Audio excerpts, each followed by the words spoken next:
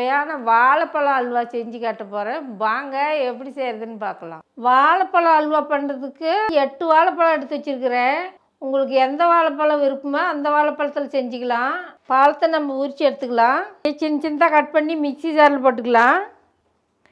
இப்போ மூடி போட்டு நல்லா அரைச்சி எடுத்துக்கலாம். தண்ணி விடாமல் பேஸ்ட் மாரி அரைச்சி எடுத்துக்கலாம். இப்போ இதை எடுத்து ஒரு ஓரமாக வச்சுக்கலாம். ஒரு அரை கப் அளவுக்கு தண்ணி ஊற்றிருக்கேன். தண்ணி நல்லா கொதி வரட்டும். இப்போ தண்ணி நல்லா கொதி வந்துருச்சு.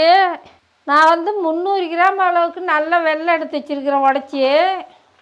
நாட்டு சக்கரை வேணுனாலும் போட்டுக்கலாம், இல்லை சர்க்கரை வேணுனாலும் போட்டுக்கலாம்.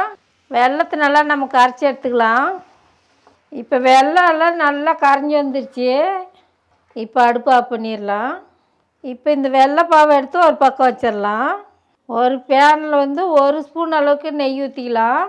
முந்திரி வந்து ஒரு 10 முந்திரி அளவுக்கு ரெண்டாக கட் பண்ணி எடுத்து வச்சுருக்கிறேன். இப்போ முந்திரி நல்லா வறுத்து எடுத்துக்கலாம், செவந்து வர வரையும். முந்திரி வந்து இந்த மாதிரி செவக்கூட்டு வறுத்து வச்சுக்கோங்க. இப்போ அதே பேனில் இன்னும் ஒரு 2 ஸ்பூன் அளவுக்கு நெய் விட்டுக்கலாம்.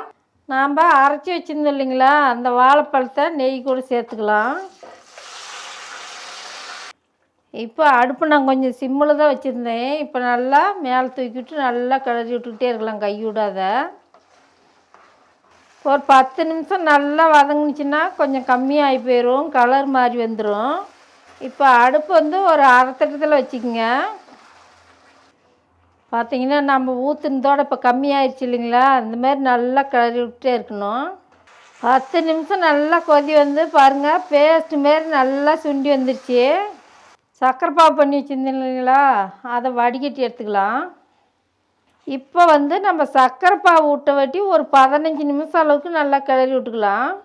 இப்போ வந்து ஒரு 3 ஸ்பூன் அளவுக்கு நெய் விட்டுக்கலாம். நல்லா கை விடாமல் கிண்டிக்கிட்டே இருக்கலாம். இப்போ அடுப்பு கொஞ்சம் மேலே ஏற்றி விட்டுக்கலாம். இப்போ சர்க்கரையோடு சேர்த்து ஏலக்காய் வந்து ஒரு 4 ஏலக்காய் அளவுக்கு அரைச்சி எடுத்து வச்சுருக்கிறேன். நெய்யெல்லாம் நல்லா இழுத்துருக்குது. இப்போ இந்த டைமில் 1 ஸ்பூன் சுற்றி நெய் விட்டுக்கலாம். நம்மளுக்கு வானலில் நல்லா ஒட்டாத நம்ம கிளறினோம்னாக்கா அப்படியே சுற்றி வரும். இப்போ நம்ம வறுத்து வச்சுருந்தோம் இல்லைங்களா, அந்த முந்திரி இதுக்குள்ளேயே சேர்த்துக்கலாம். இப்போ வந்து 1 ஸ்பூன் அளவுக்கு நெய் விட்டுக்கலாம். இப்போ எல்லாம் சேர்த்து நல்லா கிண்டி விட்டுக்கிட்டே இருக்கலாம்.